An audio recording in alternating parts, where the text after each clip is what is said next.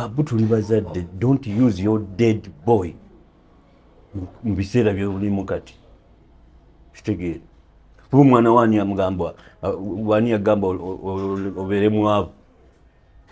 Tukuwadde mu politics, ofuze mu politics, obedde mu government eno, osabinze nga minister, everything. Kati gwe okufa kwa mwana wo okulangaani. It was about money, wali omusondera sente. Ate mwali mwisona mukimanyi ntagenda kuyitawo. Kitegeera. Kati tosobola kutugamba nziise omwana wange, nze naziise omwana wange. Ani yamutta? Olwo ne Sudiro yafiirwa omwana naye yamanya nti atubbye ekimala tagenda kukola kikuba nduulu.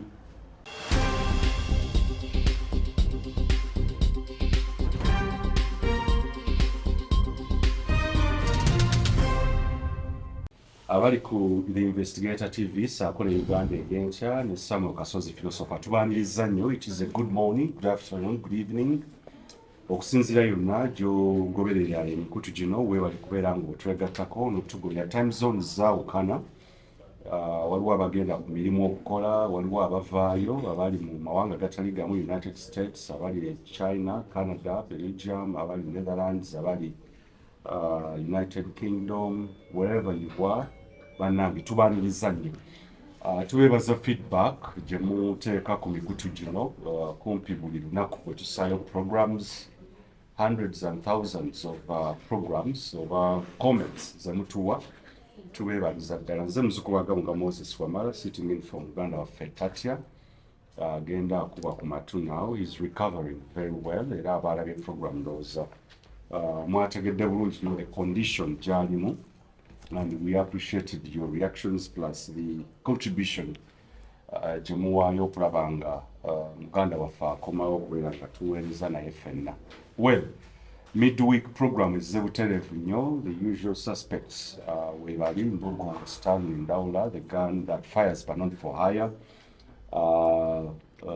female national MP, yes, Nawanyika Gloria tuli naye, Youth MP Central Region, ayagala kifo ekyo ekyokukiikirira abavubuka mu Parliament.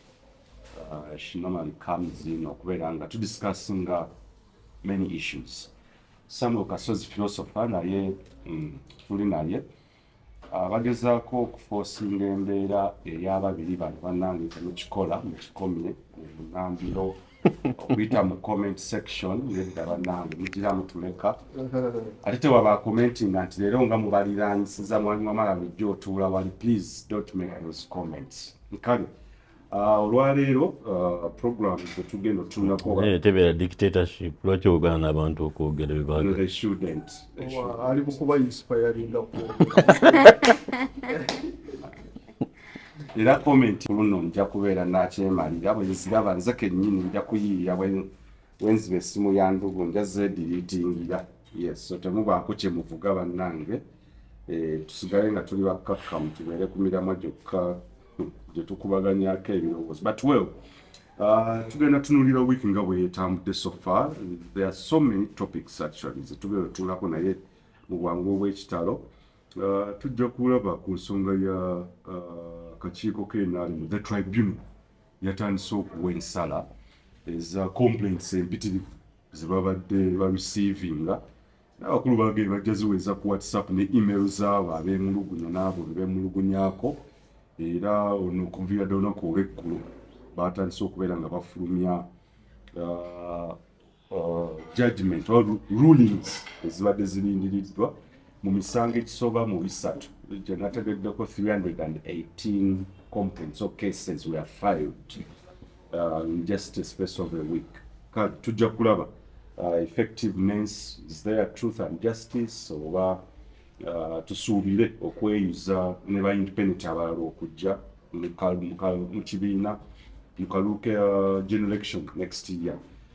Captain Edward Francis Babu yagambye nti ebyokufiirwa mutabani we Kasooka abize wabbali ayambalagane n'abo abagufudde omuze okulwana famire ye ne mukyala we tagenda kubattira kuliisa akooye akamanyiiro okubajolonga n'okubakkakkanya n'okubalwanyisa ng'asongolwe ne President Museveni yennyini.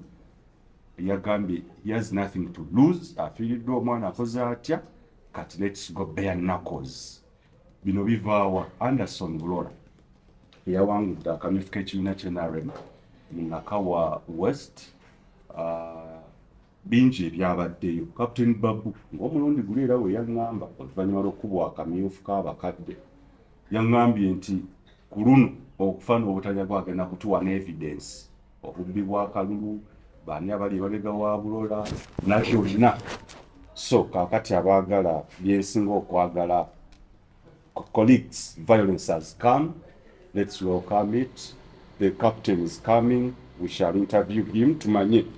Then this panel shall discuss that deeper. Munakatemera omuwandiisi w'emizannyo simanyi oba ne kuno yabadde awandiika muzannyo balina omuzannyo gwateekateeka okuwandiika Charles James Senkubuge, I don't know whether it was siyaasa, yavuddeyo n'alumba omulangira Kasimu Nakibinge jjajja w'Obuyisiraamu.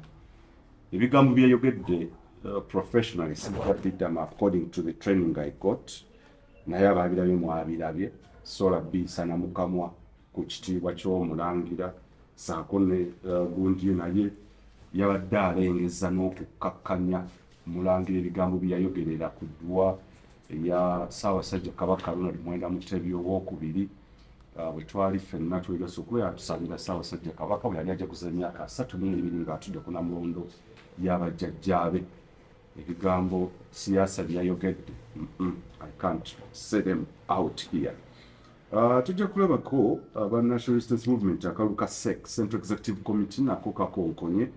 Abamu batandise dda okuyingira Bulange Mengo okulaga allegiance be tubadde tutalaba, faces ze tubadde tutalaba, bagenze batandise okuba amavi okwanja ensonga okulaga nti ddala kituufu bwe babeera nga bazze okukiikirira Buganda ng'aba vice chairpersons bye bagenda okukola.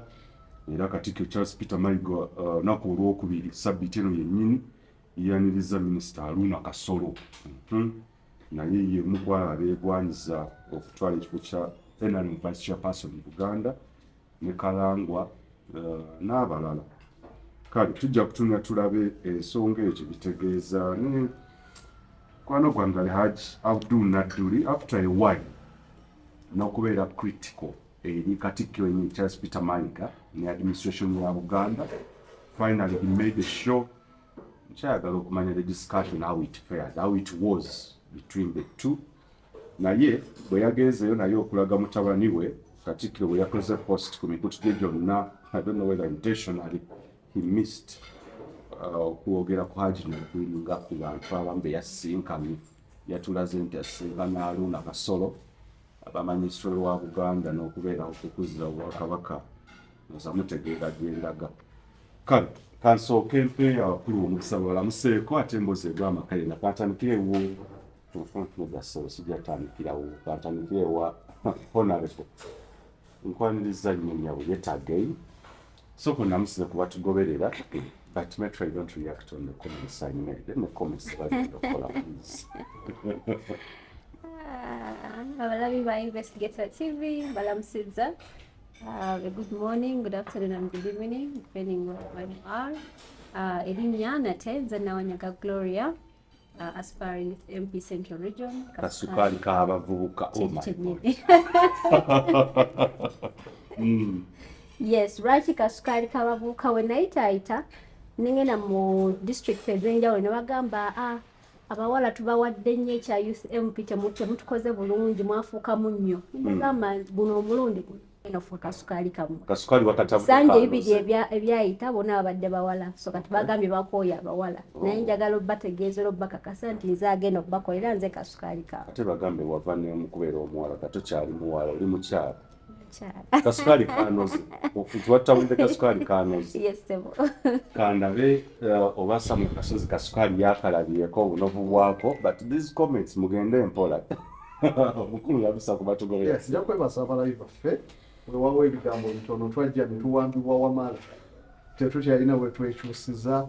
Wamala akufuga n'ayagala oyokye n'ayagala onyogoge n'ayagala oseke n'ayagala onyiige kati embeera yonna twagikumiza taata gyotulire ddala wano oba ndete mwami Seeni abasobola naye okutwalizaamu twebaza mwena abatulaba mwebale nnyo okuba nti nomubadde naffe mu kiseera kino nga tetulina tatya naye nga kitulaze nti yes yadde nga tubeera n'embeera ez'ekika ekyo naye twetaaga okubeerawo n'ababeezi kyokola ti tusobodde okubeerawo ne Wamala n'abeerawo n'abalala yenkolagana ey'ennungi ennyo era kyegimu migaso gy'okuwasa nti otuuka mu mbeera ng'ezo n'olyoka olaba ebintu we bityo ewe wawonza ate ate kungamba nti ekyo si kyekigenda okumpaliza okulaba naye nga tulina advantage yes kuba olaba tati embeera gy'abaddemu singa tabadde ati gyalibadde kina yes advantage mweri naye ng'era ekyokuba nti no abantu bateekako pressure tekitegeeza ngende ennonde wali mpasa abantu bagamba nti ekintu kino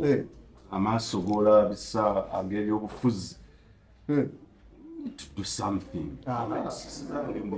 nti wozisoma naawe Pawulo yawandiika ebitabo bingi mu Bayibuli naye Pawulo yagamba nti abamu abajja ogenda mu ggulu abo abateeyonoona na bakyala yinza okuba kwabo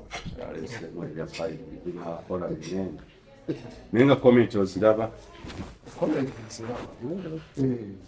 How do you react to those comments?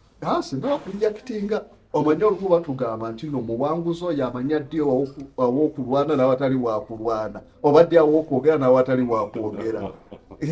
But these are just light moments. Naye ogende ku kyobufumbo, it's a very good discussion actually nalaba we twagenda okukyalira muganda waffe Tatya omukyala bani tukwebaza nnyo okuyimirirawo n'okubeerawo okulagira ddala amaanyi g'omukyala n'omukazi. I thank you so much and the Investigator team, Investigator news team tukwebaza bannange okubeerawo okujjanjaba muganda waffe Tatya olaze amaanyi gennyini.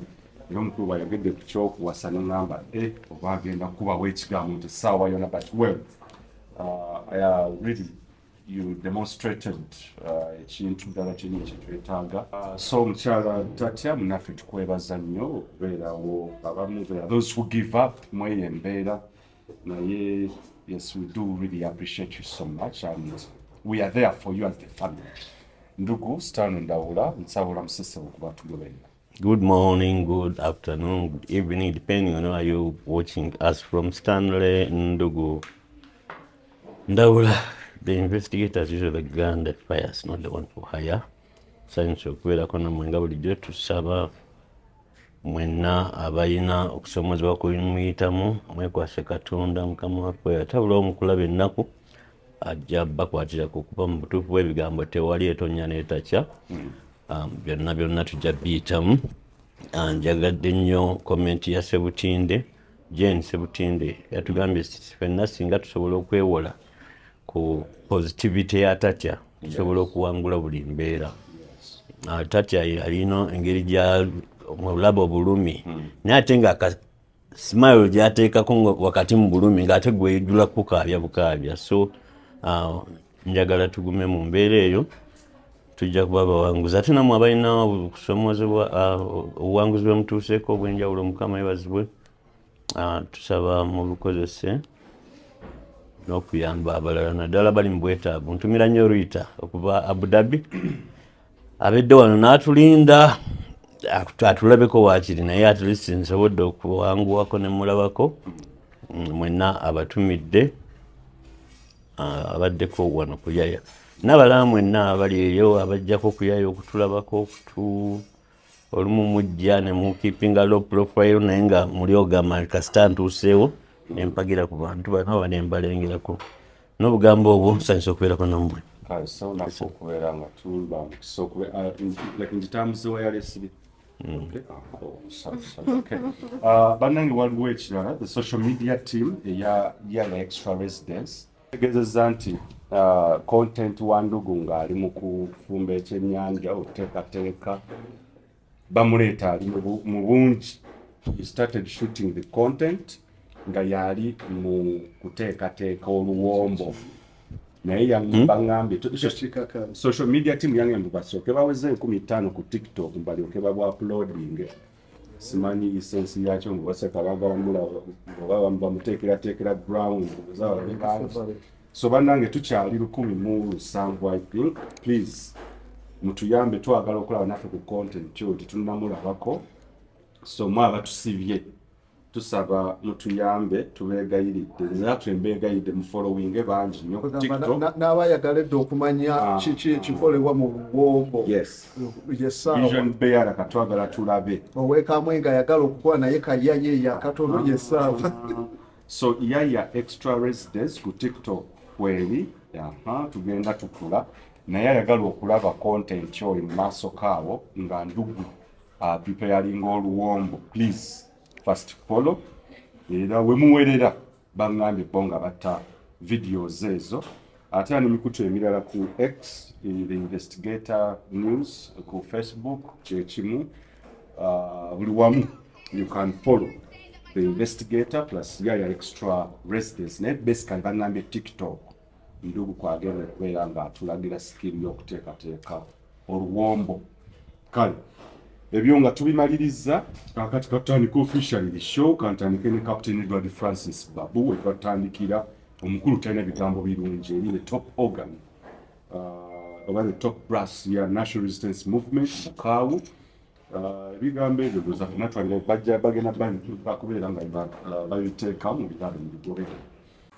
oli omutya olw'okuba nti ajja kgenda mu palamenti yeesimbewo ku bifo ebiriyo gwe gwakikola lwaki toleka abantu ne basalawo ne beesalirawo lwaki okola ebintu byambyo ne luli era baakikola naye luli yasinga mu primary baakikola ate ku final otoyinza kukyawa muntu obukyayi bwaki obwo bwonna ekinkwasa ennaku bwe bukyayi teri muntu abalaga bukyayi naye obukyayi babujjawa n'ogenda n'oleeta omuntu okuva eyo simanyi RDC werubaga nompangisiza akayumba mu Nakawa siwaabira si mutuze wa Nakawa hapana yali Rubaga in fact yali akolanga deputy RDC wano era n'atabula wano election ezaaliwo oluli so wabanga ayagala buli kintu jja kijjayo n'ebintu bya bodaboda bye yabakola Rubaga byonna tujja bijjayo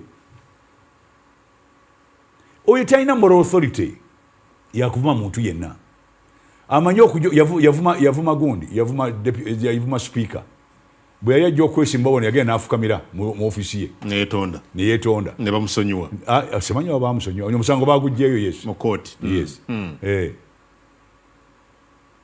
baatula mu meeting n'agamba nti omuyinzi kangende oli omukazi mukuggirewo ajja kujja wano akutawaanye so it was a promise yes it was katandike Samuel Kasozi philosopher Captain Edward Francis Babu is it ukwawukanako okufaanaganako ne retired Brigadier General Major General Eric Kalanja n'abalala bazibakozesa obusungu obuyitirivu. What do you pick from his views? Are not valid points that raising over just obusungu bwa kalulu? So okutwaliza awamu ndowooza ekiseera kiditamininga era kisobola okulaga ekigendererwa ky'obubaka. Waliwo ekisa singa Babu abadde yabyogera amabega twaligambye abyogedde mu mwoyo ogulumirirwa eggwanga ng'akalulu tekannaba kubeerawo, naye okubyogera mu kiseera kinene ng'akalulu kawedde tujja kwebuuza bw'obanga wabyogeredde kutaasa ggwanga lwaki tewabyogera ne bibeera solved okusinga okubyogera kati kuba Martin Rosa yagamba nti in the end we shall remember not words of our enemies, by the silence of our friends.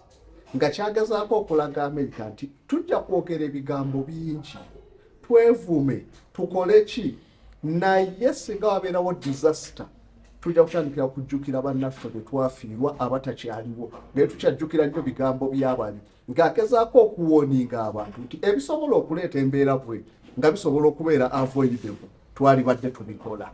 Era Martin Rosa atwalibwanga kuomu kuba lwanirizi b'eddembe abakyasi era nga omu ku bunnabbi bwe obwatuukirira. Singa Babu yandayagala okukola amakulu agasinze nnyo n'okuwabula okusingira ddala ekintu kino yali kikoze nga bukyali ne tugamba nti y'omu ku baffe wasiiya oba mu Bible twabayitanga abalabi aba Yerusalemu nti abalabi babeeranga ku gate w'ekibuga Yerusalemu nga be babuulira abali munda kiki ekijja Babu yali badde nga siiya eyatubuulira kiki twali badde tugamba Babu yabyogera Babu yali profeti waki waddo baleze neddirira naye kaakati abyogedde luvannyuma nga buli omu yabirabye oba toyinza kukola makulu n'atagoberera byabufuzi naye agenda atenda ekyabadde mu kalulu kati gwe newojja n'oyogera toyina kyosobola kugattako ku lwaki obeera naawe ofuuse nga bano bakomona abalabye oluvannyuma lw'ekintu okubeera mutinyusi mu bigambo bye tetuganye violence weeri era naye mabega ebaddewo n'obubbi bubaddewo okumanya obubbi tebusoose nti ne mu Bayibuli obubbi bwaliyo n'Abayisirayiri nabo obubbi bwaliyo so tebusoose wano wabula batugamba waliwo notion egamba nti not all people are thieves but only those who are caught si bonna nti abantu bonna tebaba babbi wabula abo abakwatibwa era society emanyo yakwatibwa nti ye mubbi kyovula waliwo kye bayita gundi gentleman thief omubbi ali gento nga ajja kukuba nga takulumiza ate agende nga talina kyako so si buli bubbi nti nobumanyika wabula amanyikibwa yaba omubbi Babu tugambe ye mu bulungu obwasooka temwabanga mu mivuyo yatandika ne Kafumbe Mukasa n'amukuba akavu lwaki ku biseera ebyo tugambe tewaliwo obubbi abaaliwo baali bamalayika ebiseera ebyo nawo bwaliwo lwaki mu kiseera kino wootaamye okuva watandika ne Kafumbe Mukasa mu CA paka n'okutuusa kati n'akiikira Kampala Central n'ebirala byonna ng'awo obubbi tabwogerako singa yali muntu mulungi alumiriddwa eggwanga yali badde mu biseera ebyo kati mu butuufu we tweyongera tuti ndaba tuyinza okusibira wano kooti n'esala nti mwabaddemu obubbi obutono obwabaddemu naye tebujja kutuusa kabu naye nga bonna bakiwulidde teyavaayo kugamba nti baneewe tweyongera tuti tugenda kusibira wano teyabyogera so kaakati avuddeyo olw'okuba nti nno naye yennyini amaze okunyigirizibwa nayo tetujja kuvangayo tusoloviige ebizibu nga bimaze tutuukangako ekirala Babu aba yayogedde bino byonna tutunulira obukaawu bwakozesezza ekitegeeza munda waliyo ekimuluma ennyo si kyakuba bubbi naye ate okuba alina enkovu ennene emufiisizzaako ebyo cumulative bibadde bijja byacumuleetinga bye bimutuusizza wano so kaakati kyenja okulaga nti yayogedde yeebale obubbi na biki n'abyogera naye tetujja kuyamba nga ggwanga nga bimala tutuukako olwo ne tulyoka tulinda okusolofu nga singa kwabadde kufa yalifunye chance eyogera Honorable Kanzijewo, are you feeling empathetic and sympathetic? Captain Edward Francis Babu has just lost his son. So sad. Nene mukamifu kabakadde y'omukwabo ne mukalu kabakadde actually in the previous election yavaira nga mukalu yalina enkovu n'enkate zinnawona obubbi obwali muli ssente kekaluka makalimu electoral college kojjamu naawe. You feel empathetic and sympathetic for him. You feel for him. Comments za akatali over the media mukalu. To directly answer your question, no. You're not sympathetic and empathetic. No. Why? Babu has, why he's going everywhere all over with the wrath? It's because he had a selfish interest. And he still has a selfish interest. Watuulira ekimujjayo ssaawa zinene n'agenda ku all medias kaluka Nakawa East. Mukyala we Magiziwa yagenda mu lubinkano ne Anderson Burora. Anderson Burora n'akola ki n'awangula. Mukyala we n'atakola ki n'atafuna fulaga. Ye Babu kyagamba nti waliwo okubbira era mbu ye alina recordings ez'omukulu mu gavumenti eyakubira isi n'abagamba nno balina okuyisawo Burora mu ngeri yonna. Okuddayo ku kya philosopher kyagambye lwaki tebaavaayo luli nga ebintu byali batambulira ssaawa zineeno balabye nga ebintu ebikyabatambulira ne balyoka bakola ki ne balyoka bavayo olwokuba mukyala we teyafuna fulaga kati alabira ddala nga bamukosezza to the last minute we yali minister nga teyajita complaininga we yali mp we kampala nga yajita complaininga right now wajja nacomplaininga ebintu bimaze muwonoonekera nga bamafiya mwenyininyini mu NRM kati abalaba obwenkanya obuliwo nga n'obwenkanya bwaliwo before even this okitegera n'asalawo okusirika so I don't feel empathetic at all and I don't feel sympathetic at all. If he wanted change, if he wanted things to go in the right way, yandibadde abyogerako even before, even when he had the power, even when he had the position, yandibadde abyogerako, but he decided to stay what? To stay mute because everything was in his favor. Now that things are not in his favor, he's now deciding to do what? Of course, mafias mwebali, tulina okumanya. Tebalwanisa yekka, that is why you're seeing even the Kayanjas are coming up, you know, and si bokka bavuddeyo abanene mu government bangi bavuddeyo nga bagamba bamafia webali abalwanisa famire zaabwe kitegeera. Somehow for me I think those people who are fighting the families, they were part of them before webasalawo okubejjako, that is why they are coming after them. So I don't feel empathetic.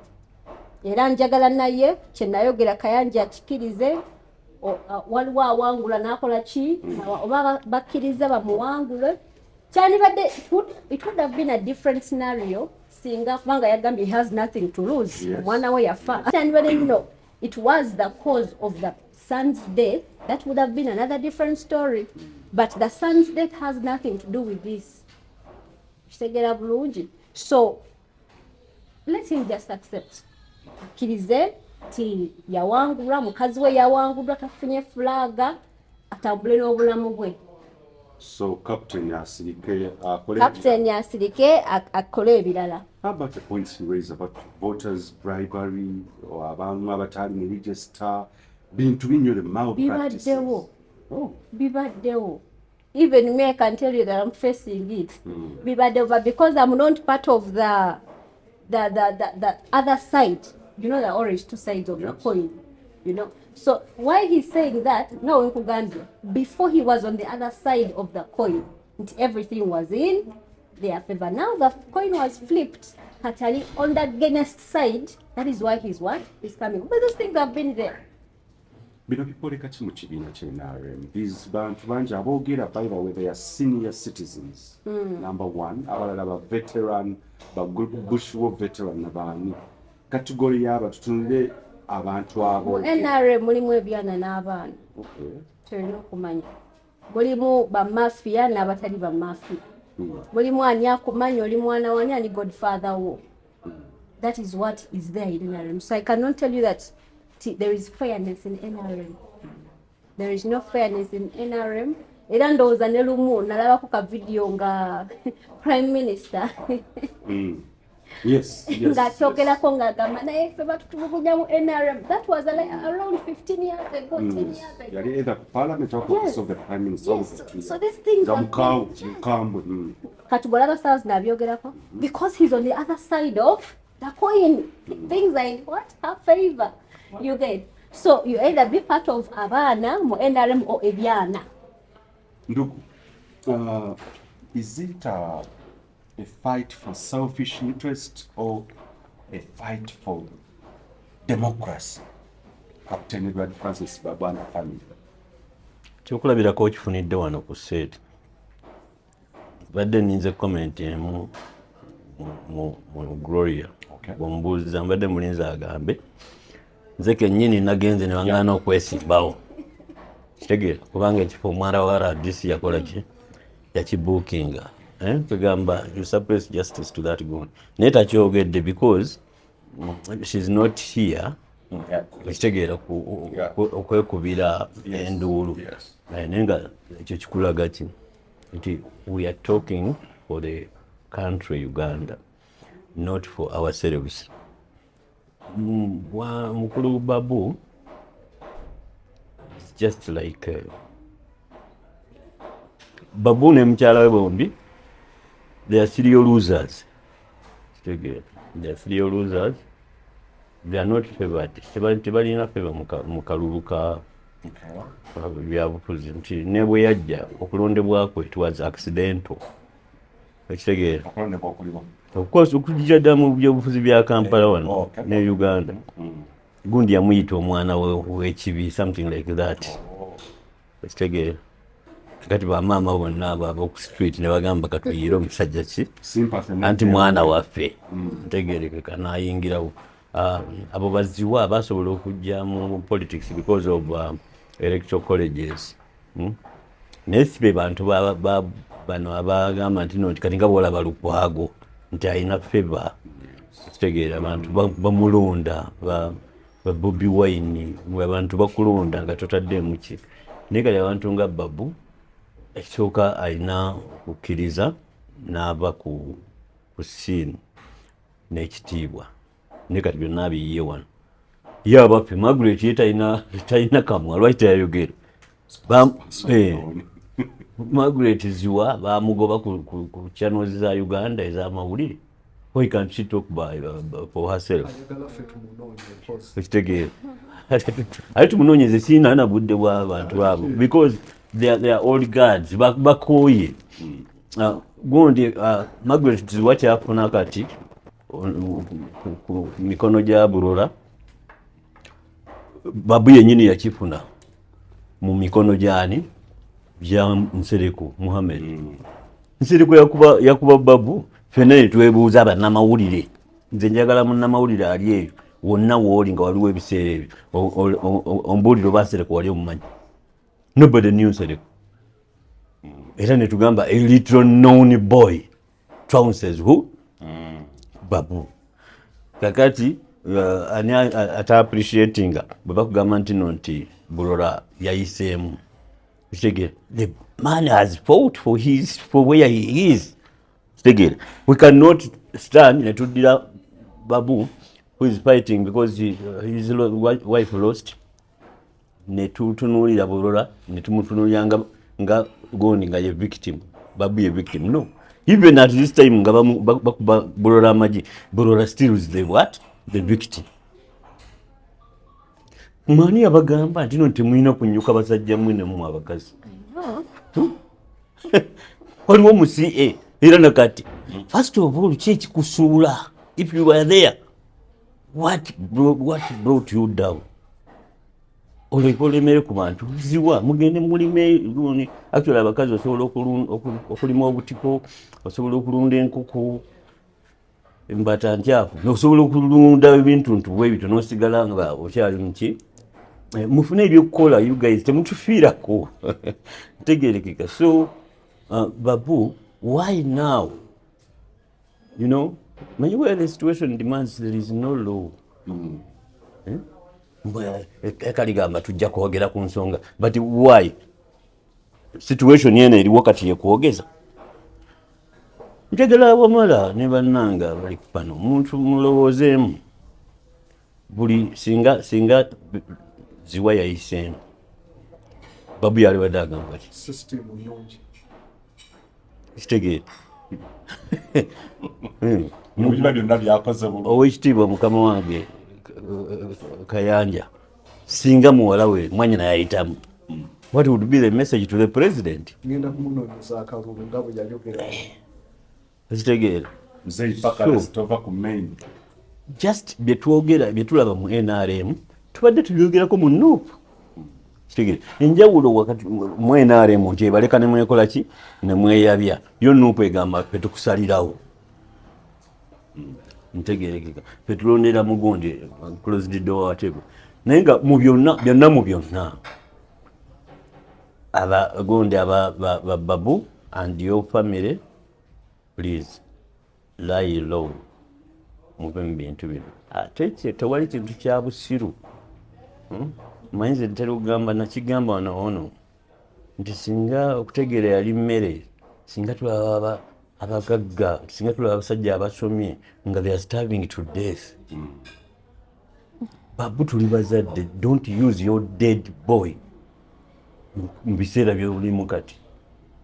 kitegeera omwana wani amugamba wani yagamba obeere mwavu tukuwadde mu politics ofuze mu politics obedde mu gavumenti eno osabinze nga minister everything kakati gwe okufa kwa mwana wo okulangani it was about money wali omusondera sente ate mwali mwisona mukimanyi ntagenda kuyitawo kitegeera kakati tosobola kutugamba nziise omwana wange nze naziise omwana wange ani yamutta olwo ne Sudiro yafiirwa omwana naye yamanya nti atubbye ekimala tagenda kukola kikuba nduulu kuba ye yalina keesi yali badde agamba omwana wange yakoze eki yatudde lwa bulagajjavu bwaki bwa gavumenti naye ye mubbi nakinkunamba egi oyo Sudiro yasinga okubba sente za w'omusolo wali ntegereza n'amanya nti no tagenda kikola ki tagenda kucomplaininga so bwana gundi we are parents bw'otandika okuleeta obulamu bw'omwana wo mu kavuyo ka politics otujja kulumba bwana Babu oyo mwana ziwa si yamuzaala akaluba kakubye ziwa tebakakubye kigongo kitegeera gy'omwana mubisi gy'omwana mu bizibu byo naye n'ekirala mbeegayidde muwummule bulola naye ajjibwa naaba nga asobodde mukama n'amuyisaamu n'akalakata emyaka gy'okalakase okitegeera kuba kati babunze kati omanyi bwe balwaninga tiktok account ensi ekyuka yemmwe mugenda tulemezaako ebiteekateeka ebitakola ki ebya analogo kubanga timwina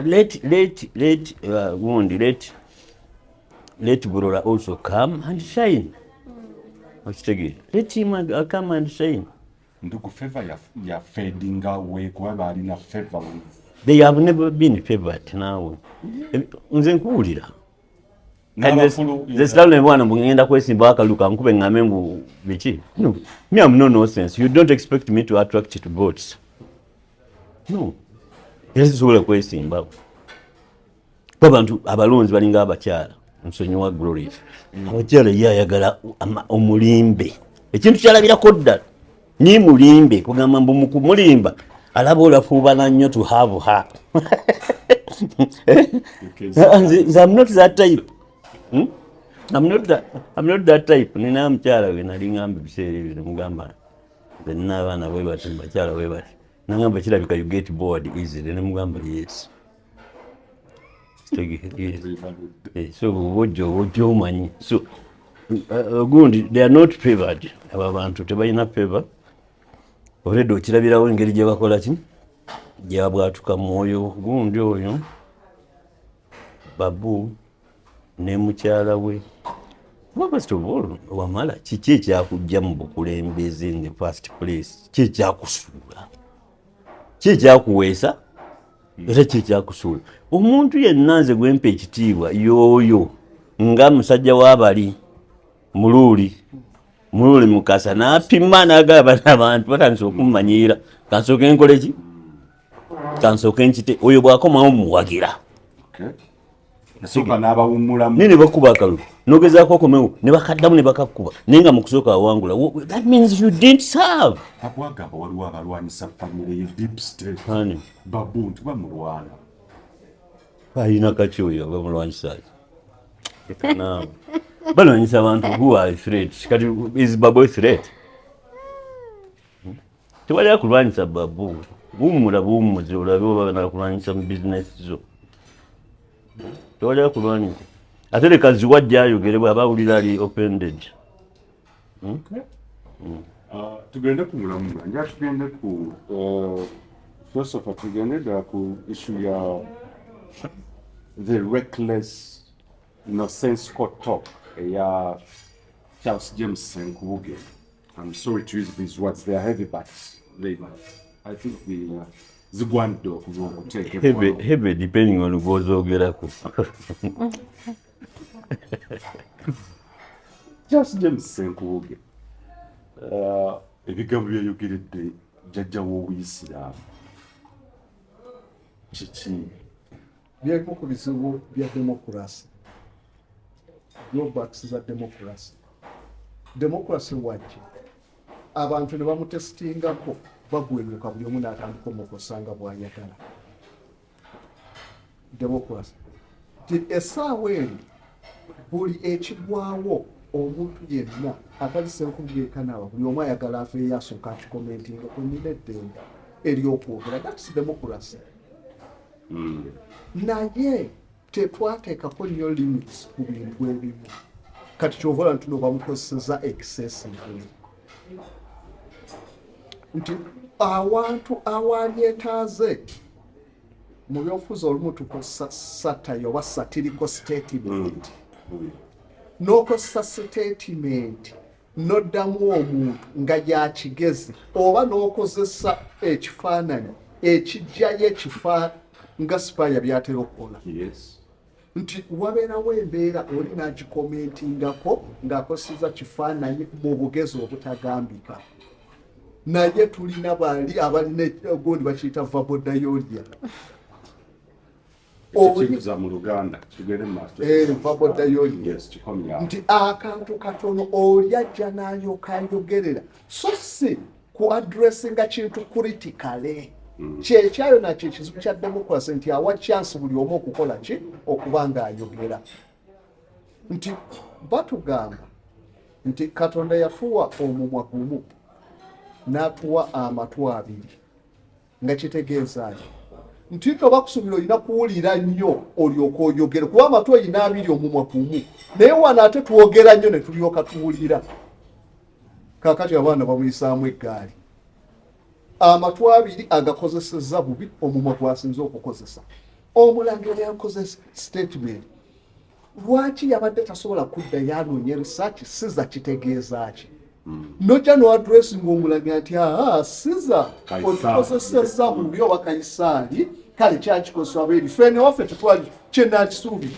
Bakujja n'otandika ate omuntu ayogedde ekintu intellectually gw'ate n'omuddamu ate mu bugwenyufu. Kyekyennaku.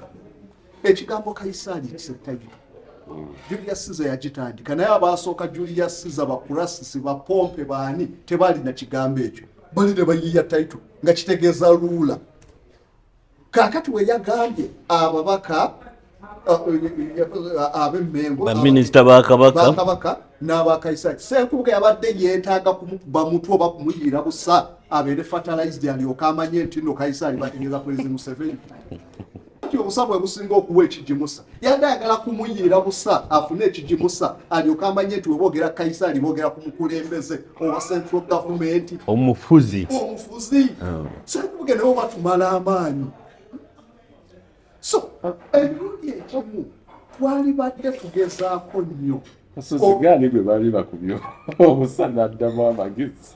Ate abantu abo beetaaga kunolishinga meyi banatusonyiwa okuboogera bwe tutyo naye nga kigenze wala kinnuma omuntu okujja n'akola statement ey'ekigezi n'olema okujja okukolayo statement yonna ey'ekigezi gw'ate n'ojja n'olyoka omuvuma buvumi kyekyalibadde kidisavinga omulangira sawa Senkubuge intellectual omusajja yeesimbako ne kuwa president n'amala n'abubuukamu nti no bantiisatiisiza. Basoma literature Senkubuge needs a brain fertilizer. Kyekyo kuba tosobola kujja ng'omanye ekigambo Caesar Russia bakabaka b'e Russia bagosanga title za tiza nga nakyo kitegeeza Caesar.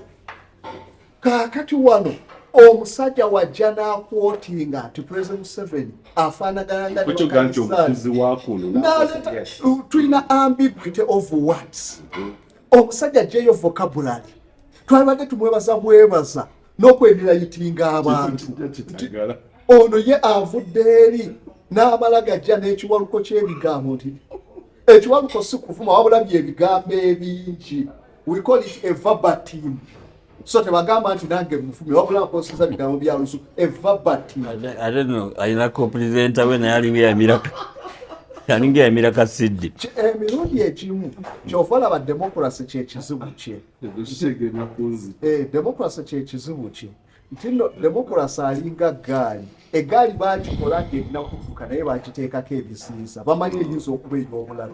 Democracy baamukola ng'alina kuwa bantu ddeme naye bakimanyi ate ddeme basobola olikosa olu kati nga Senkubuge. Twalibadde tukozesa olumu singa tubadde ne poliisi etegeera obulungi deterrence twalikozesa kye bayita clear and present danger test. Tuwaliwo obulabe obweyolefu oli bwayinza okukola ne babagaana okwogera abamu. kuba democracy wabeerawo obulabu obweyolefu oli bwayinza okuleeta n'otula n'ogamba wamala avudde wano nga yeesoza akaaba amaziga n'agenda wakase jambiya temulinda kulinda kyakola mumuzikisa obulabe obweyolefu ebumu ku bintu ng'eyo alibadde aziyizibwa ti omusajja onayinza okuva kakati atandisa okwonoona ate byabadde yakola liga akyono tosobola kwatakinga muntu akozesa kigambo kusiza kanyisaani ekitegeeza lula President Museveni of which is also ruler n'agamba kakati yabaddamu funira Senkubuge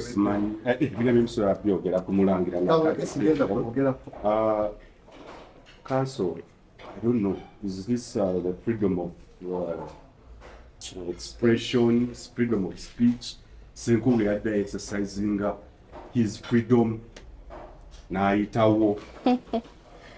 Well, Chapter 4 gives us fundamental freedoms and rights for us as citizens of Uganda, the Constitution of 1995. But freedoms and rights come with responsibilities. Ogenda ku exercising your rights, but now olina ovunaanyizibwa okulaba nti nno eddembe lyo oli enjoyinga to. You should not infringe on another person's right. Enjoy your right, but you should not infringe on another person's rights. Yes. So, philosopher get the democracy, and it is true that sometimes too much of something is always bad. That we're given freedom to speak, to have own opinions, which is okay because I've seen people exercising it. But right now, recently, I'm seeing the government coming up to put a stop on all those people who talk nonsense, especially against the government. I've seen several TikTokers who are being taken to prison by pressure. Yes, yes. So I think that is the first step. But it should not only be on the president alone, because we have had so many people talk about other different people like the Kabaka. Even the Kabaka, there is someone who was in prison for speaking ill about the Kabaka. That's Senkubuge I know kweli atamanya sawa yonna kulanga yizo mono nako. Tewali asobola muntu tewali anabuddewo. But what wayinga Senkubuge nesho gyaliko no co-presenter we nze bonna bidomola bikalu ina magezi naddala oyo co-presenter we simanyi kikyakola ne ku TV kubanga yogera tebirimu wadde n'amagezi wadde nansa nno wadde so siso amunenya kiri awo kubanga era mbutuufu byonna bidomola bikalu.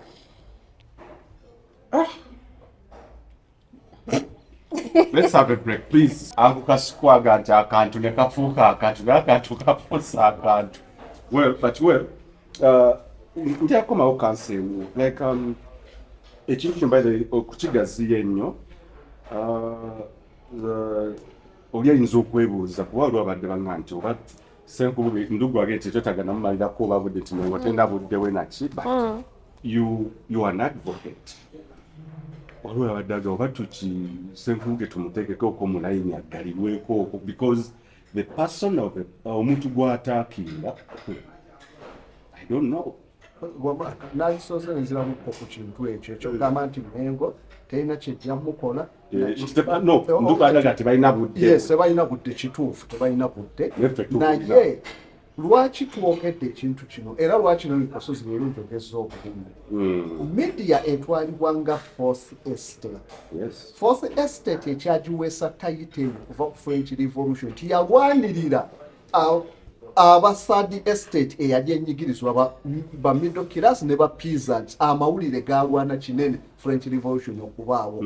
Era ne bagamba from France to Washington media yaje recognizibwa okubeera branch eyokuneya government. Ngera bakugamba nti bannamawulire balina power to change the world. But that power is too great. Or they cannot afford, but they can change a country. Bannamawulire basobola okukyusa ensi. Munnamawulire bw'efo ky'okukozesa media to exposing injustices gavumenti ezikoleko tuzze mu kulumbagana abantu abakoze professional speech. Omulanga teyaweerezaako speech nti oba ku media yonna nti oba aweereza mu nnamawulire yenna neewuunya obusungu buvuddewo okutuuka okujja omulumbagano oli yakoze intellectual speech gwe nojja ate n'oleeta speech ey'ekisibo eyali badde akola paati nga fourth estate okulaba nti notutereeza eggwanga.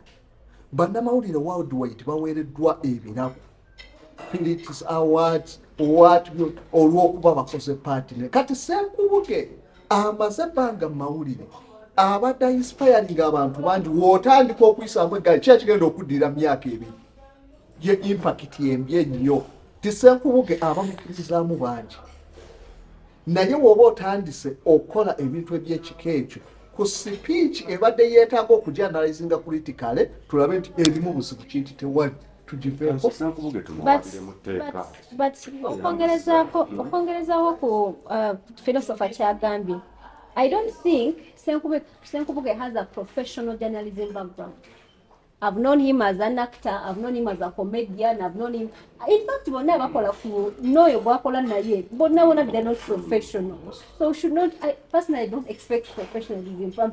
What they are doing is what I expect of them, because a lot of nonsense, because that is what they are. You get. So kudayo ku kibuuzo kyo.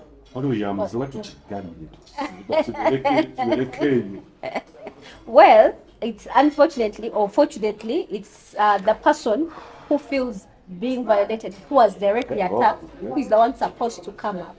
Anyway, even others, of course, the law, can give us another person a chance to sue on behalf of another person, even the Uganda can. But but the person who was being attacked should give them consent. Someone cannot just wake up out of the blue and say, "Senkubuge kantuwale mukomere okuba yogedde ku jjajja w'Obuyisiraamu." So that is also something that I don't know. The viewers were also tugamba kiki balowooza, but I don't think nga mwami Ndugu wagambye even jjajja w'Obuyisiraamu alina obudde okugenda okubeera nga the media has gone back to the dogs.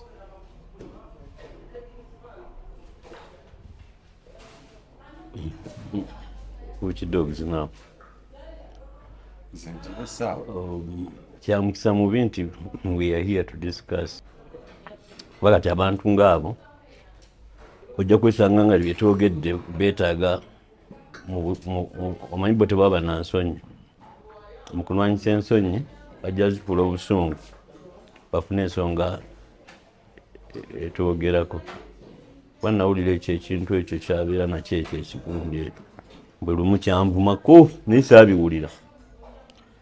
Naye okuddayo ku kya jjajja w'Obusiraamu ow'ekitiibwa ennyo Kasimu Nakibinge, mu maaso gaffe abamu tasobya.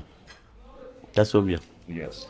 He has never ever offended anybody through his communication. He's an intellectual. Ekigambo kye yakozesezza, it is a strong word, loosely meaning omufuzi, politician. Era oyo omusajja oyo bw'agamba nti mu bulokole manyi obulanzi balokole nyina obuzibu nabo kitegeera abantu abakulidde mu ddiini eno yaffe gye tuzze tusoma tuzze tuwulira ebigambo nga naddala nga tunaatera okuwaayo ebirabo nga tuwulira nti ebya Kaisaali mubire Kaisaali, ebya Katonda mubiwaani, meaning ebirabo ebigenda eri Mukama mubiteeke mu kabbo wano mu kyaki. Ate n'ebya Kaisaali, eya Kaisaali bategeeza emisolo mu URA najyo mugiwe abantu tukuze tukulubirizibwa bwe tutyo. Naye bano olw'okugenda obugenzi mu kiwempe nalowooza nti ayi munnaddiini tebabasomesezaayo bintu bwe bityo. Si buli kiwempe togwamu maanyi. So kati obuzibu bwe bubi era n'ekyo ekiwempe kyennyini kyalimu ekyo bakiyita sorority. Kati kankubulire bwe naweza emyaka 4 nali nasalawo sigenda kuddamu kubeera mupakasi. Yes. Kakati after ndowooza I had made 43 red paper ne bampromoting to become an editor, sub editor wa sports. So when I resigned bagezaako kunneegayirira nti they wanted to change the whatever, kati nga bo balowooza nti kiri kyekikoze eki. Naye okujjako mukama wange Ben B gwe nagamba ne mga Ben, I'm late by 3 years. I was not supposed to be anybody's mupakasi past 40. Okitegeera. Kati Senkubuge nsinga emyaka. Keeping sane after 50 si kyangu. You have to have a lot of peace of mind. Naye ye muntu myaka 5 akyali mupakasi. Okitegeera. Akyali mupakasi. Omupakasi, I'm sorry to say this. Omupakasi okujja ng'olina mukama wo nga mutegeevu, you don't command your mind. Tegeeka. Bwati tosobola genda ku salt. Ku salt. N'otawaana Museveni n'osigaza omulimu. Kati musajja wattu alinga emmundu, manye emmundu kyekyobusiru kye kisinga okukola ekintu kye baayiye ekisiru ekisembayo. Nti nno nti weegendera okukola sound target ebimaze either okubeera missed oba okugwa. Kati oleekaanira ki? Etegeere esasi lifulumi. Omaze okuba target ate n'okola sound tukole ki? You get it? Ya sound wali badde obivaako. So kakati ye atunuulidde kya target ntino nti Oweekitiibwa Nakibinge ekigambo kyayogedde olw'okuba ne be yakyogereddemu nabo si bategeevu, tebakitegeera. Era wawulidde nga bwe yakyogedde n'akola ki? Ne bakuba engalo ne baseka nti ne munnaffe Kayisaali. Abantu ne bakuba enduulu ne bakola ki? Nabo balowooza nti abavumye. Kati naye kyekiroozi amuvumye, kyekiroozi ono kye yakoze eki? Kyapiikinze. Kati nyene n'agenda n'abwatuka n'ahitinga ki? Target. Ntegereka nga unnecessarily. So kati bw'otunuulira Bugingo gwe muyita pastor bali mu myaka ndooza gye gimu nani? Actually Senkubuge asinga mukama we emyaka, amusinga n'experience mu bantu. Ntegereka. Kyokka ate royalty ye erina kubeera for that person. Kyobola ababaluka bubalusi era Glorious tavumye bw'agamba nti no they are empty jerrycans. Abatavumye babwatuka bubwatu sine munnooyo. Gwe wali okubyeko ku kidomola nga kijjudde amazzi kivuga gently. Goyinza n'okuluma kivuga gently naye gwe kisambe bwe kiba tekirina mu mazzi osobola nekisamba nekitumbeera. That is it. So obuzibu bwe tulina bw'abantu abata ekite ekitaba ku ssengejjero obulumi ekintu ekiruma gundi si mugezi bane bwe yalibadde mugezi okitegeera toyinza kubeera mupakasi wa muntu gw'osinga amagezi. Ndugu mu ggwanga bakutuma abantu abagezi Senkubuge tomutwala. Ate mutwala ate obugezi muki? Ndooza biba ne categories. Bw'aba mugezi mu kuwandiika script z'emizannyo awo tewali amuwunyamu. Nekisinziira bugezi ki bw'oyogerako. Tewali muntu musiru mu nsi. Buli muntu alina kyali omugezi ku kyo. Era n'ensonga lwaki tugamba nti gundi musiru is mweyo field gy'alumba tagitegeera. But he is doing it to please his boss. Okitegeera. His boss kubanga bwe bigaana talina mulimu. Tegereka. Kiche mbadde nkuwa kiri ekyokulabirako nti when I turned 40 nagamba saagala kubeera mupakasi waki. So I was late by myaka 3 n'enkola ki? Nembibaamu. Nze kizibu nnyo mukulu gundi. I respect my workers. Yeah, true. Obukitegeera. Because neewala okubatunuulira ng'abapakasi. Teri mupakasi mugezi. I'm telling you. teri mupakazi mugezi past 50. We stop being productive ku myaka 4 era Kasozi lwakuba yesi si mupakazi wa muntu iweta kati ku myaka egyo eggulo omwana wa boda yabadde ambuga ne mugamba ndwawo okutambula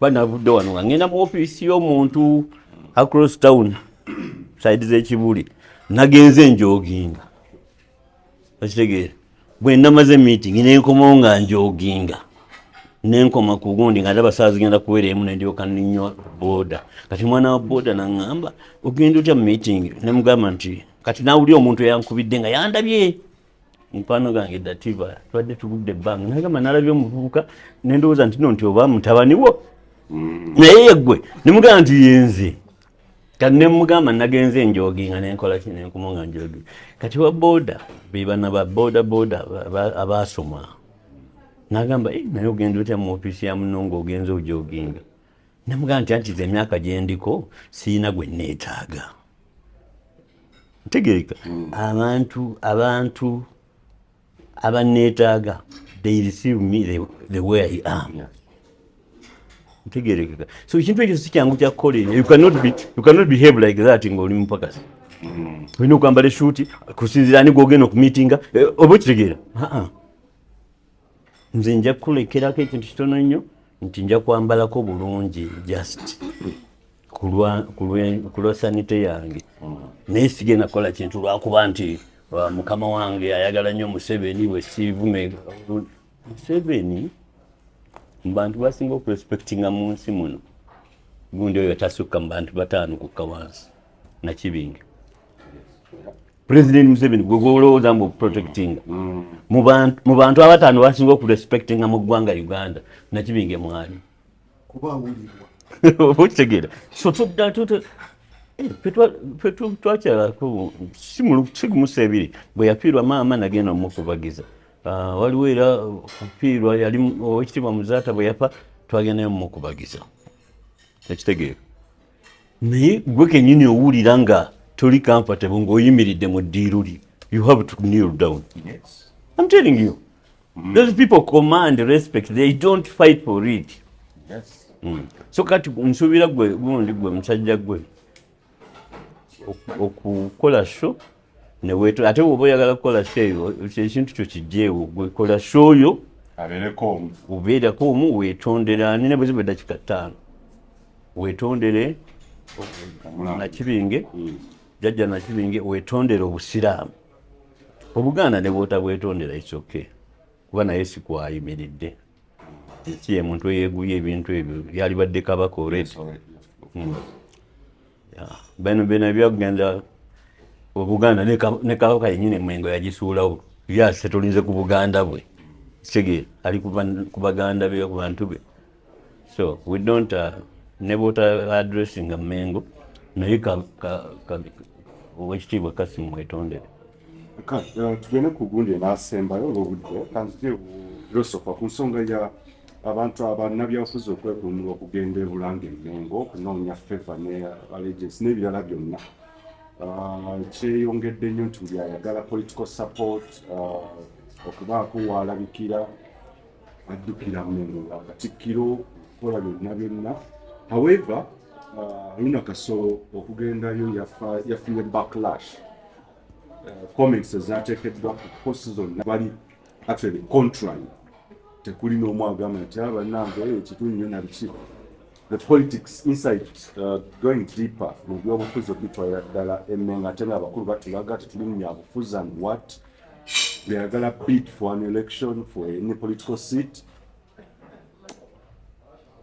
era nera akatabo k'empandiika ndugu yayagala nnyo njogere butabo bwange ati lwaki kuwayiriza misana tayagala obwogereko akatabo kange ebyobufuzi by'abani the politics of toilet goers n'emusho yaleera akatabo ako gamba sigambye nti tasagala wandike butabo obwo gamba nti talo tayagala nkozese olulimi lwange naye nga lwe lulimi n'akatabo tokaddamu nga lwaki sikaddamu kale yogera genda mu maaso nti omuntu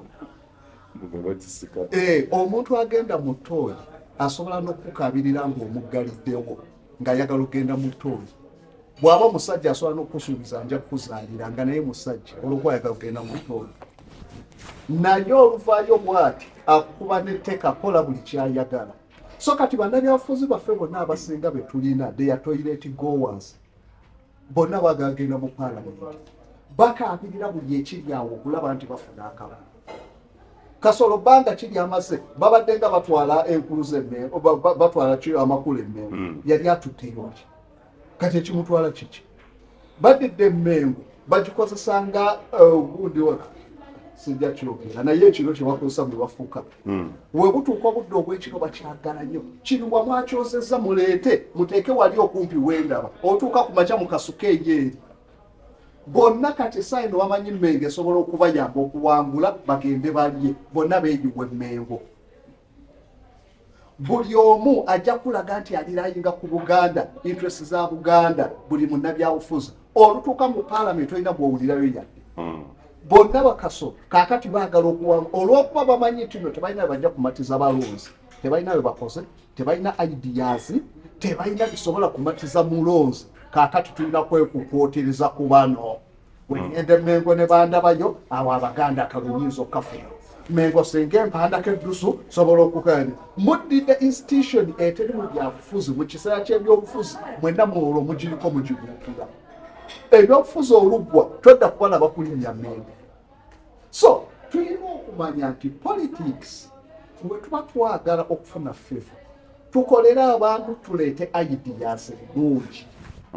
Kaakati Kasolo wagenze ideas kiwogenda ku seeke biki byogenda okwongera mu NRM nabyo bitubuulire kuba Yesu yagamba bwogenda okuwaayo saddaaka n'otuukira nti olina gwe wasobya sooka oddeyo omwetondere ogenze Mmengo oyagala kuwandika eddusu kaakati tubuulire birungi ki by'oyina tayina yadde kyasobola kuga nti NRM njagala tugirifoominge tuti njagala tukole bwe tuti ne bwe tuti beyond Museveni Kasolo awo ne babeera mu kakaaga tebalina kye basobola kunyweza NRM.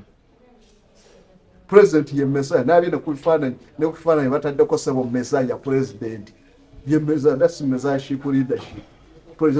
Bo Kasolo tebalina kye basobola na kwongera mu NRM ne idea tebazirina kaakati balina kwekukuutiriza Mmengo bakozese Mmengo bagende ku seeke then balyoke babeereyo beegiriise balye buli kye baagala. So politics oyo w'okudda ng'okulinda akalulu ne katuuka ne mulyoka munoonya raw materials Mmengo raw material ne munoonya abantu baffe ne mufuula raw material ne munoonya buli kimu ne mumala okufuna akalulu ne mumala ne mubula politics yessaawa akome tewali kibatwala Mmengo munoonye obululu bwammwe temutawanya institution muzireke zirina ebizibu byazo muzireke zihandolinga ebizibu temuzitu waligenzeyo mu kiseera lulinga temunakutuuka campaigninga for sake.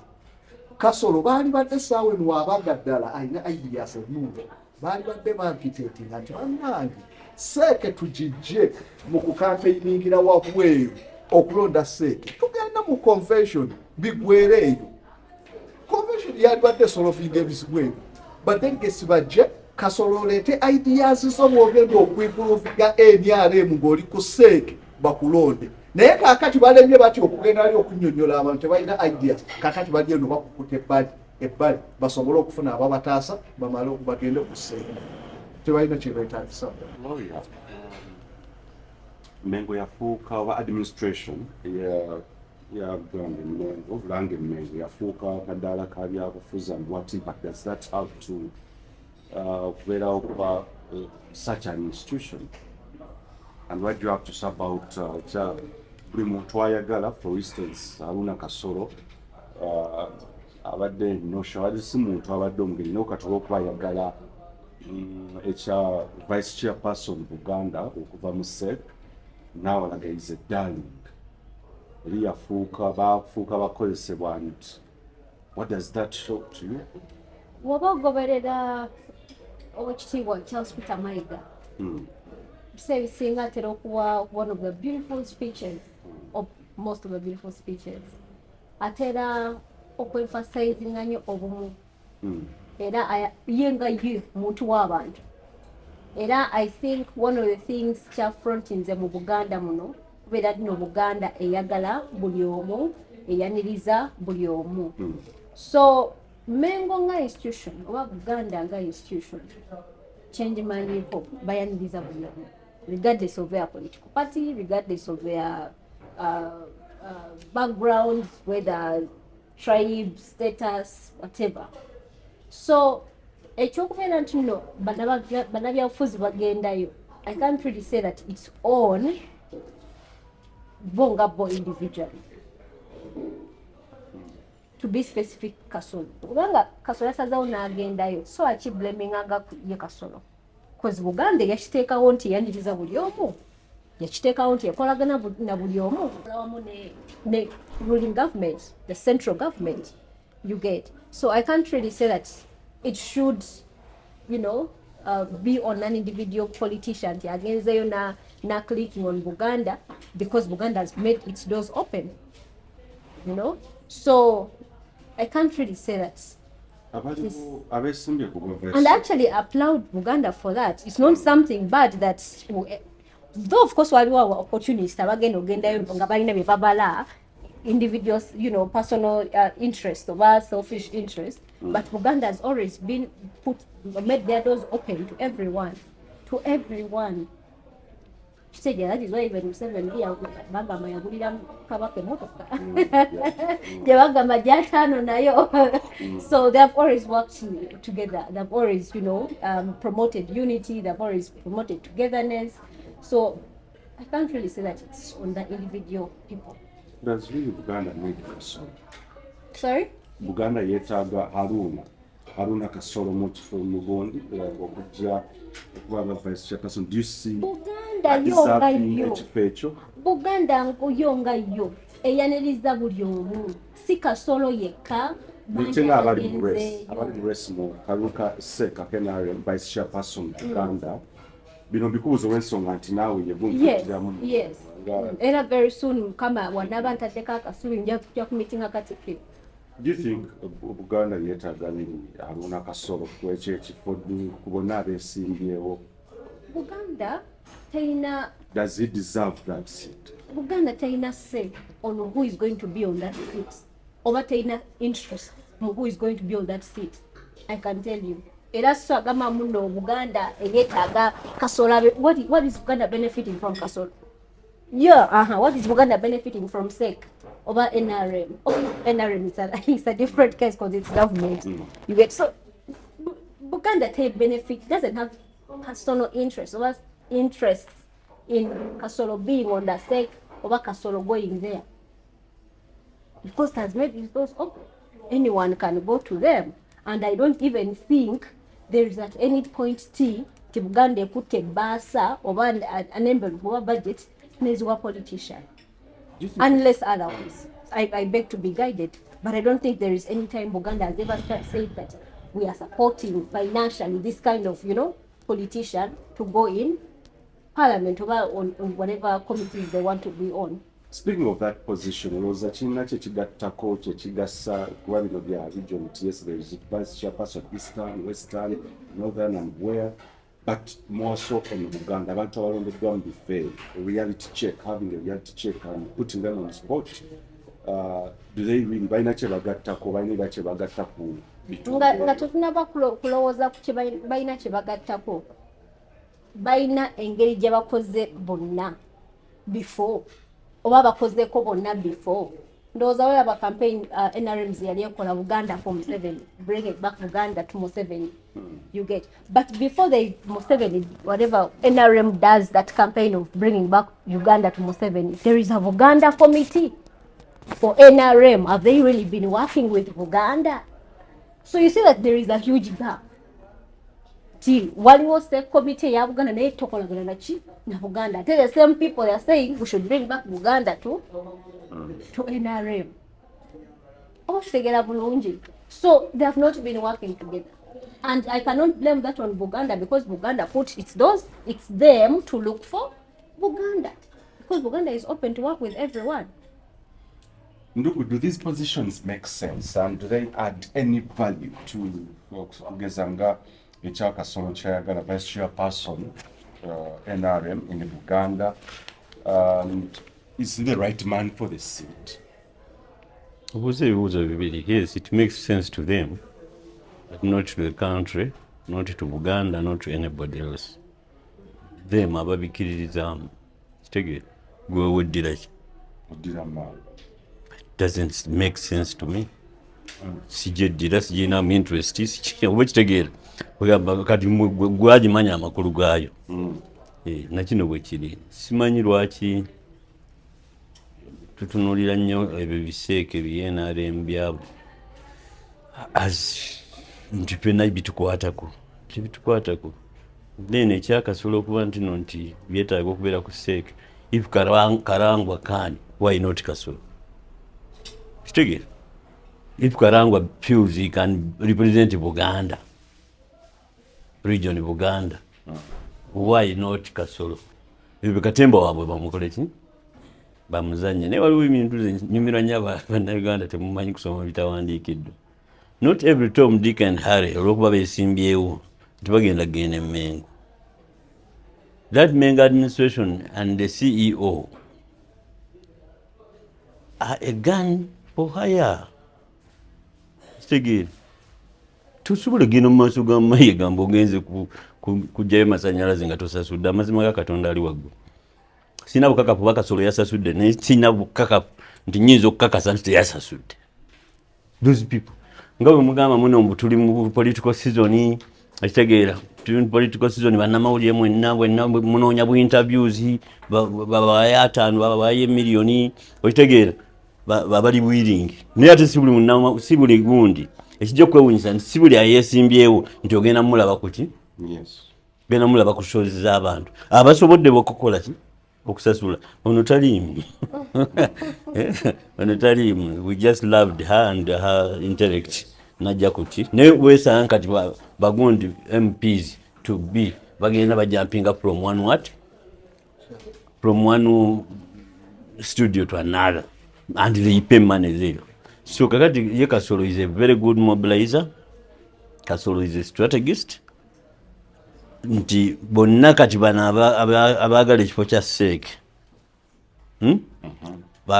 representing Buganda ayinza okuba yabasoosa okugenda ki okugenda e Mengo bo kye balabanga e Buganda, which means omulala yenna anaakikola bakarangwa bwe banaakikola bajja kuba bagoberera ki naye nga nze kimanyi nti ne Mayiga yayagadde amukyaze afune ne kubali kubanga nabali bannabo bakole ki kati Kasolo bw'aba yawaddeyo $2,000,000 bali bayinza obbasaba 5 sebo sigamba nti wasabye sente nengeza singa wayagadde zisaba era abalina endowooza efaanana ng'eyange bakkiriza nti wali muntu asobola kukyalira nga takusasudde. Ffe tukumanyi olaba wasilowooza ettaffaali mu malwaliro mu masomero ga sekondi abaana ne babatuma obwa nassale bugende buleeta ettaffaali gwe omusajja gwe tolina nsonyi omusajja ataswala ntegeera. So kati ayinza okubanga ekyo nakyo agenda kivaamu ng'akifunyemu akawumbi kuba simanyi bano abasajja bagenda kuggyawo ssente zibatadde mu NRM primaries bwe batyo. Ono yagenze Wakiso niwe mugamba mbu ekifo gundi RDC yakibuukinga ekifo kyabadde ayagala okwesimba yakibuukingira muwala kati weebuuze yawayo ssente mekeeso yakisiiringa tekiriyuka okuvuganya kati baagala ndowooza abaweyo akasente akalala bamunoonyeza ekifo awo okitegeere. So kati simanyi ssente zebateekamu bagenda zifuna batya bagenda zijjamu batya. So Mayiga ye muntu asobola okulengera nti kano akaluko banga lino kalimu ki kalimu ssente n'agamba nti wafuna Kasolo ositeza Kalangwa bw'abanga Kasolo yasasudde 2 Kalangwa ajja kusasula 10. Fena tufaanagane naye ng'ekyamazima aga Katonda ali waggulu, Mengo has never helped anybody to win a vote. Never. People like individuals like Sereko, made in Sereko, has made politicians using that regund. His show, his political show. He has made politicians. Don't attribute those ones to Mengo or Uganda. Mengo administration, no way. yali nsambu nsubuga nsambu bagamba yakubye kabaka buli show buli program ali ntuma nsambu buli program ku CBS nga bakuba omusajja esege bamuwanguza obululu 10 era ebiseera bye tugamba nti kabaka ali ntuma nsambu awangudde kabaka. Bwe twagamba bannamawulire kuba toyinza kuŋŋa nti kabaka akuteddeko amaanyi ge gonna emyezi eyo gyonna nga buli programu ekolebwa ku rediyo ye ne bakuwanguza obululu 10. Ntegereka kabaka n'abagamba lwaki mumuteeka mu bintu ebyo tabyagala bayilawe kabaka tabyagalira ddala. So tewali ojja kuŋŋamba nti noti Mengo making ba politicians bangi, no way. Abo abakolerayo bannambooze ba Medad Segona ba Masayas Mpuuga naye nga nabo balina kye bagattako nga bemarketinga, but it is not Mengo that made them. And for that matter Kasolo oyinza okugwa because of that gesture. I'm telling you, Mengo is not popular in Buganda. Muli babbi temuli popular. I'm telling you, Mengo is not popular in Buganda. It is the individuals in Mengo abasazeyo okuweeyisa obulungi n'okuweeza abaki n'okuweereza abantu. So ebyo biri bigundi biri political and financial, bateeka okuba bali mu bawaayo ssente. Ndaba abeesimbyewo balinga bana kati omukulu bwabuukamu n'ebibiri bonna n'abajjamu miliyoni 2.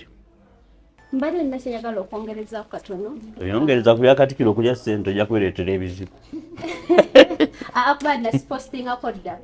Postingako dda ne mutaginga naye simanyi oba social media team yo batebakiraba. Naye tekikwatagana ku byabufuzi. Buli mwaka Mengo oba Katikiro oba organizinga Kabaka's birthday run. Era omulamu ogusinga gubeera ku HIV. Ne bacollectinga ssente enkuyanja billions and billions of money. But as HIV advocates, because I'm an HIV advocate, none of those people has ever called us to say, okay, we want to front, HIV champions to see how best we can help you. None of them. But they are using HIV every year to get lots and lots of money. Lots and lots of money. How are they helping people living HIV? How are they helping children living HIV? There are so many children out there living HIV who are suffering. Nga tebabayambe just bafakola ki funa sente. Era I hope mukama nyamba nefuna appointment ne Katikiro ngenda kimugamba face to face, because we as people living HIV we deserve to have at least cover 1%. They call upon organizations that are working with PLHIV bagamba, okay, we are fronting HIV in Uganda, you are doing a good work, at least have this 1%. Naye tewali nakozesa kabaka okulya kyobola nze mbagamba bintu bino omanyi waliwo stories ezifuluma kati waliwo abantu ababuyabuya bendaba naye gwe ebintu byeyogera lwaki tobigamba poliisi kati naye mukama mulungi waliwo ababaddamu mu messages ezimu ne babagamba ebyo ebintu byayogera is just peanuts of what he wrote 10 years ago. Bino bitya byawandiika emyaka 10 egiyise. So na bino tubyogera nze mbagamba amazima gakutona mugulu kabaka turned his back on Mengo. Abo basajja bali ku byabwe bamukuliriddeko sente baatuka n'okubbeeriza ezo njanjaba. Ekitegera he turned his back long ago. Ekitegera kati Mayiga ne mukama we President Museveni bebalaba engeri gye bavugamu ekintu kya Buganda ky'Abaganda. Ekitegera era ennaku eziyamunyiza naga sente zonna ze nakuteekamu n'enduuzi ng'e Buganda. Olwoza emparada ya Mayiga ne Bobi Wine eyo eba kuti musome ebitawandiikiddwa. Kala bakute tujja kusukkawo wano tujja kujja ne show endala actually engineer twagala okuleeta Seta High. Yes, that's a must watch. Maybe to zoom actually ebirala mu crime exclusive. Tujja kusukkawo naye olwaleero badde enneegezezaamu abakuusi bangi bonna kye bali. Oh my God. Anyway, it's been a wonderful show. Let's meet yet again. Mushenda atakumira mpera batukumenza muzikwaga mwa Moses Wamala. Kama vile namwe.